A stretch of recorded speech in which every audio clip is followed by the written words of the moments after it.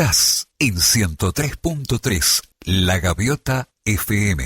Los sábados de 8 a 12 horas, aquí en Radio Ciudadana La Gaviota 103.3 FM, Argos Internacional, contrainformación en radio. La obra será tuya, verás que no es lo mismo. Estamos con la senadora Rotoconasti en el día de hoy. Justamente queríamos con ella que ella nos diera un pantallazo de cómo ve la situación global del país desde el punto de vista del Senado, ¿no? Bueno, al país se lo puede mirar desde muchos lados, ¿no? Yo creo que hay un punto que nos importa a todos, que es el mundo del trabajo, y desde que está el Frente Amplio en el gobierno, el desempleo ha bajado notoriamente. Y no solo ha bajado el desempleo, sino que se ha mejorado el salario. ¿Que falta? Objetivamente falta, pero hay un antes y un después. Y además se ha formalizado mucho trabajo. Mucho trabajo, todavía queda una franja, pero mucho trabajo que estaba en negro se formalizó. ¿Qué importancia tiene esto? Que el día de mañana, que esa persona que ahora está formal tiene la cobertura del Banco de Seguros, de la salud, claro, del BPS, de la asignación familiar. El día de mañana esa persona, que inevitablemente todos llegamos a viejo, se va a poder jubilar. Entonces, en eso yo creo que el país va por un buen camino. La generación de empleo y tratando de que el empleo sea cada vez de mejor calidad. En este momento, por ejemplo, que nosotros estamos con la rendición de cuentas, parecería que hay un alboroto. En realidad la rendición de cuentas hace a los funcionarios públicos de la administración central, porque las empresas públicas tienen sus presupuestos por otro lado. Es decir, de los 230.000 funcionarios públicos, una parte, primera cosa. Segundo, obviamente, y yo no los critico, los sindicatos tienen su táctica. Y entonces cuando hablan del salario docente, hablan del grado 1, 20 horas. El grado 1, 20 horas, que con el aumento de este año pasa de 14 a 17.000, son medio horario, 4 horas que viene a ser medio horario de trabajo, y bueno, Claro, eso es una y es nada más que el 13% de la totalidad de los maestros. Pero una cuenta que sacaba el otro un día. inspector técnico, y si en la otra escala, en la otra punta, un inspector técnico gana 100.000 pesos. Entonces, no se puede matrizar en la imaginación de la gente que todos los que trabajan en la enseñanza ganan 14.000 pesos, porque no es así. No. Nosotros hemos hecho un esfuerzo desde este al frente en darle recursos. De hecho, ahora la educación es el 4%, con 7% del PBI, en un PBI que ha crecido. Es decir, es muchísima plata la que está. Que siempre nos va a faltar en la educación, estamos de acuerdo. Pero nosotros hicimos el esfuerzo y le repartimos una laptop a todos los niños de primaria y secundaria, a los maestros, a los profesores, en forma gratuita. Todas esas cosas tienen costo, y la brecha digital, que es una herramienta laboral, se acortó. Entonces, para mí el tema del mundo del trabajo va marchando, aunque haya esos ruidos. Y están los consejos de salario. Nunca se había trabajado tanto con los consejos de salario, de modo que el salario real mejoró gracias al trabajo de los consejos de salario. Y en total, entre los dos periodos del Frente Amplio, se votaron casi 50 leyes de protección laboral. ¿Cuánto las empleadas domésticas tenían seguridad social? O los peones rurales. Y los peones rurales, ¿no? Es decir, que hay una cantidad de cosas que siempre va a faltar, sí, porque desgraciadamente estamos en una sociedad de consumo. Y el consumismo nos tironea de una manera tal que a veces no nos damos cuenta que estamos gastando un tiempo precioso de nuestra vida en conseguir más plata para obtener un objeto, y ese tiempo se los estamos quitando en la relación con nuestros hijos o con las personas que queremos, con los amigos, con la vida. Bien, ese es uno de los temas principales que inclusive nosotros en el programa hemos tratado y estamos haciendo todo un trabajo sobre eso. Es más, el enfoque que nosotros vemos desde Argosis Internacional, que es el programa, es la muy buena perspectiva económica que está el país, globalmente. Sí, el país, si lo miramos, pero yo no empecé por ese punto, cuando usted me hizo la pregunta, porque nosotros siempre van de la mano Sancho y Quijote, ¿no?, en esta vida. Y Sancho precisa tener determinadas certezas, y el trabajo es una de las certezas.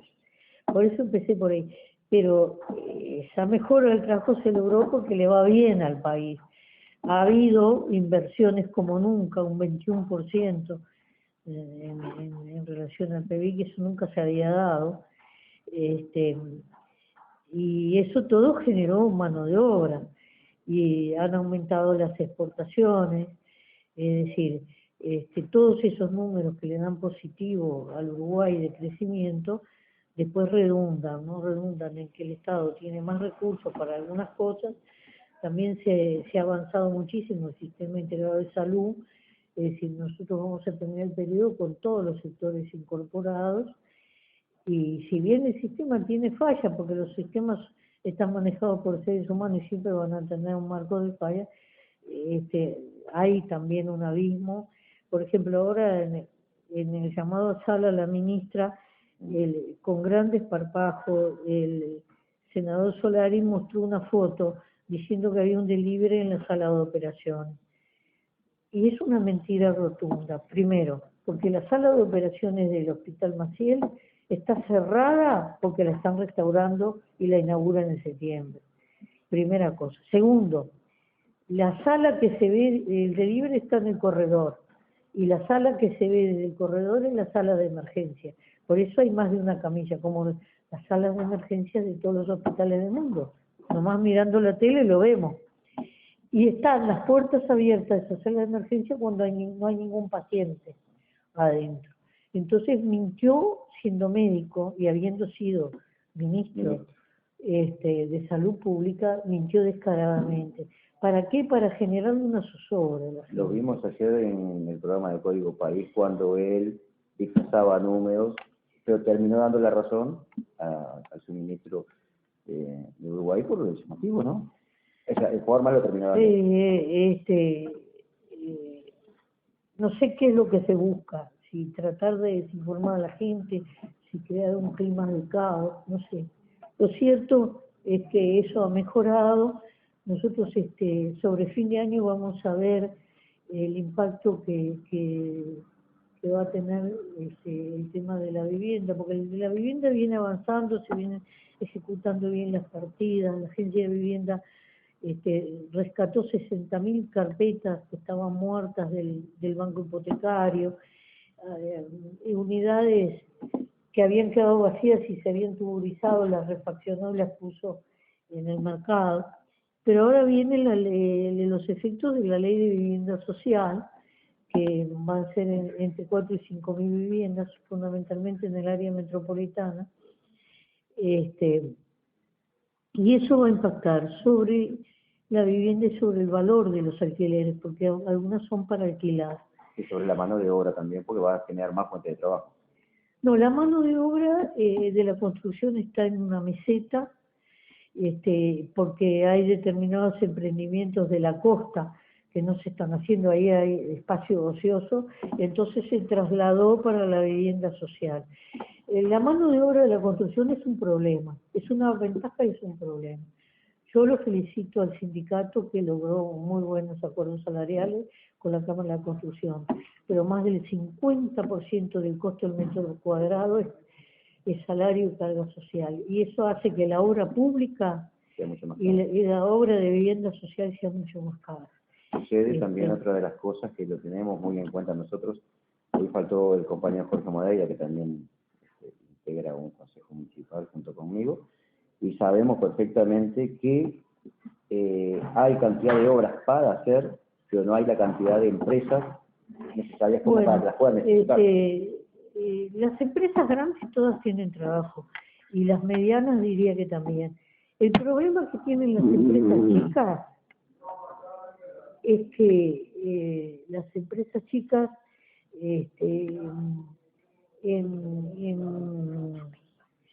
las empresas chicas, muchas estaban en negro. De repente era un padre con el hijo y un sobrino. Y entonces, en la medida que esas empresas no se regularizan, el Estado no puede contratar con una empresa en negro. Es decir, en algunos lugares al Estado le han faltado empresas porque las que hay no pueden contratar. Se hizo de todos modos desde el Banco de Previsión Social un esfuerzo enorme y se puso en blanco a muchísimos ladrilleros, por ejemplo. Los ladrilleros no le podían vender al Estado porque estaban en negro y no tenían ninguna protección social. Ahora la tienen, aportan bajo la modalidad de monotributo, pero lo más importante es que le pueden vender al Estado. Sí. Entonces, eso es una mejora. Es otra de las cosas que no dice, nosotros siempre recalcamos el punto de que toda esta información, desgraciadamente, la gran prensa no la da, ¿no? O sea, no dice realmente todo. Oculta, saca. No hay prensa neutral. No. Toda la prensa tiene un sesgo político y bueno, la gran prensa trabaja para intereses que muchas veces no concuerdan con los intereses públicos, entonces los intereses del gobierno, entonces es bastante lógico lo que sucede, yo no, en eso. Sí. Pero yo creo que el país ha tenido esa base, el país está desarrollando todo un trabajo muy importante de infraestructura, que esto es una cosa que su beneficio lo vamos a ver con el tiempo, ¿no? Es como la ley contra el tabaco, recién ahora, a 8 años de que está la ley, se empieza a ver que hay menos casos de cáncer de pulmones, pero el país desarrolló toda la navegación con barcazas, cada una de esas barcazas de ANCAP que lleva petróleo hasta por el río Uruguay, equivale a 70 camiones que los sacamos de las carreteras.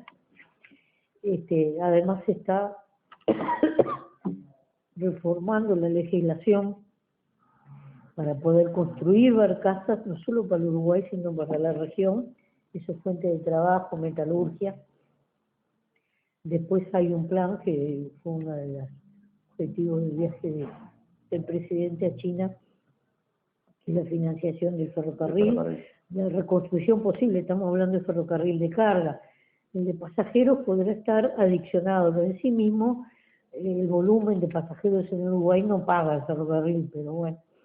Es un complemento. Es otro tema, se podrá enganchar a un vagón de carga uno de pasajeros. Se están refaccionando muchísimas carreteras, pero sobre todo las queremos alivianar de transporte. Y los puertos, ¿no? La regasificadora que se pone ahí en Punta de Sagrado va a ser ese otro puerto. Y el puerto de aguas profundas que nos va a permitir coger todo el tránsito más pesado del cono sur y ser un país de paso, y eso deja trabajo y deja impuestos y deja ganancias. A su vez, en lo que se llama la matriz energética, nosotros hacia fin de año vamos a ser el país de Sudamérica con más cantidad de molinos, y hacia el 2015-2016 la mitad de nuestra energía va a ser producida por fuentes alternativas al petróleo, que además lo estamos buscando. Estamos buscando petróleo y gas. Es decir, que nosotros estamos tendiendo a independizarnos en la matriz energética de la compra de petróleo, que es una de las cuentas más grandes, y de la dependencia del clima, que es el tema de las represas. Entonces, por ejemplo, este año que pasó, en el déficit que aparece en la rendición de cuentas, hay 500 millones, que fue de petróleo que se tuvo que comprar por la sequía. así nomás. Entonces, para poder desarrollar el país, la industria quiere saber con certeza de cuánta electricidad va a disponer, ¿no? Entonces, bueno, eso hacía muchísimos años en Uruguay no se hacía nada, estaba la represa y punto, y se compraba un poco de petróleo cuando era necesario y se acabó, no había más imaginación. Prácticamente estaba al colapso. No solo eso, sino que además parecería que no había ningún otro camino. Y yo recuerdo los 10 años que fue ministro de Transporte y Obras Públicas, Lucio Cáceres, su teoría era asfalto y camión, todo lo demás que muera. Y hizo morir muchas cosas. Bueno, nosotros estamos completamente al revés. Precisamos del asfalto, el camión, la vía, la barcaza, todo. Porque aparte el tren tiene una ventaja en el Uruguay, que tiene 5 ramales grandes, ¿no? Excéntricos, y por otro lado, por donde pasan las vías férreas, por lo regular no hay problemas de inundación, está por arriba del límite de la cota de los ríos, de los arroyos. No, hay un problema también de costo, ¿no? Lo más barato es el transporte fluvial, después viene el ferroviario y después viene el de camiones. Entonces, nosotros tenemos que darle al productor, al industrial que saca su producción hacia el puerto, las vías de transporte más baratas, porque eso incide en el producto, incide en el costo del producto, en la ganancia, en todo lo demás. Bueno, y yo creo que por ahí tenemos todo otro sector del país que se ha desarrollado muy bien, muy interesante, y que vamos a ir viendo con el tiempo los efectos. Ya se ven muchas cosas, pero vamos a seguir viendo. Y prácticamente... Hay otro tema que es importantísimo también, que es de cómo el Uruguay ha ido avanzando y cómo se ve hoy a nivel mundial con el tema del turismo también, ¿no? Bueno, el turismo en este momento tuvo una especie de parate por determinadas situaciones con Argentina en cuanto al valor de la moneda y demás. Pero de todos modos es un ingreso muy importante y genera mucho trabajo. El esfuerzo que está haciendo el Ministerio va en 2 líneas, no solo seguir tratando de ese público argentino, que es crucial para el Uruguay, sino ampliar a otros públicos brasileños, paraguayos, chilenos, de otros destinos del mundo, y el turismo interno, de los propios uruguayos. No se vayan a Buenos Aires y hagan turismo acá. Por otro lado, nosotros hemos rehecho de vuelta las conectividades de Uruguay, la conectividad aérea, y ahora va a haber 2 compañías nuevas que vienen desde Europa, y además es probable que alguna compañía turca o árabe también llegue al Uruguay. Entonces Uruguay empieza a estar conectado y empieza a ser un destino de turismo también a países que están muy lejos. El otro día me decía un amigo, diputado, de la gran cantidad de cruceros que están llegando al Uruguay. Uruguay tiene un flujo muy interesante de cruceros, tanto en Punta del Este, en Montevideo, como Colonia. Y ahora, fíjese qué paradoja, ¿no? Al puerto de Montevideo le dejan más plata, los barcos pesqueros, que uno los ve así medio roñosos y demás, que los cruceros. Pero bueno, son cálculos económicos que hay que sacarlos y hay que hablarlos con franqueza. Claro, lo que sucede es que también los destinos turísticos que tenemos en el Uruguay, tanto Punta del Este como Colonia, son atractivos realmente. Yo como montevideano siento un orgullo de Montevideo, sí. Más con la última obra que se mandaron ahora, con la reconstrucción de lo que fue el mercado agrícola, una obra que quedó muy bien, extraordinariamente bien. Yo estoy contenta porque la primera idea sobre eso, cuando yo trabajé de él, la tuvimos con otro compañero. Habíamos presentado en ese momento un proyecto que no pudo ser, lo que es prácticamente el mismo que se hizo, así que el otro día fui a conocer la obra y me quedé contentísima de lo que vi, pero además levanta toda la zona de Boys que se había utilizado.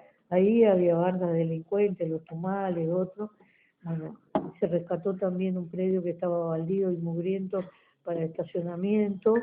Se están haciendo muchas cooperativas de vivienda, reciclando casas viejas y otras construyéndose nueva, está toda la reconstrucción de alpargatas. Quiere decir que en un par de años esa zona es otra.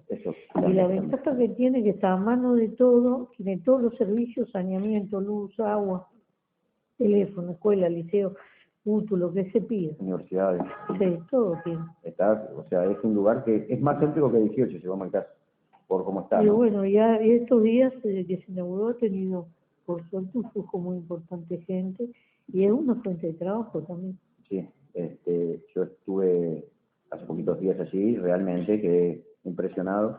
Hablaba con Beatriz Silva y de la cantidad de personas que estaban yendo. Y era un edificio muy bonito, pero que estaba tapado por la mugre. Sí. Y ahora se logró revivir. Muy bien, cerrando ya esta entrevista, queríamos agradecerle y bueno, que siga por el buen camino. Vamos hacia un tercer gobierno frente amplista. Y bueno, es una grata entrevista para nosotros el contar con usted. Bueno, nosotros estamos siempre a las órdenes, a veces tenemos dificultades horarias, pero bueno, esas son los gajes de la vida. Somos optimistas en que la gente va a valorar este proceso de estos dos gobiernos de frente. Vamos a pelear porque hay un tercero, porque creemos que hay un montón de cosas encaminadas, pero siempre hay más para hacer. Creemos que hemos procedido en el acierto y alguna vez en el error, pero siempre de buena fe. Y confiamos en que el pueblo uruguayo nos va a dar de vuelta la confianza. Sí, yo creo que sí, más teniendo en cuenta la muy buena gestión en todos los ámbitos, que se puede discrepar o estar de acuerdo o en desacuerdo en algunas cosas, pero en general el rumbo del país ha cambiado directamente en estos últimos 8 años. Bueno, muchas gracias. Gracias. Los sábados de 8 a 12 horas, aquí en Radio Ciudadana La Gaviota 103.3 FM, Argos Internacional, contrainformación en radio. La obra será tuya, verás que no es lo mismo. Una melodía en la soledad de tu habitación. Una palabra, vos y yo estamos juntos para compartir las alegrías de un tiempo por venir. Un aire nuevo para vos, un aire nuevo para vos. La Gaviota FM, la radio que vos hacés como vos querés.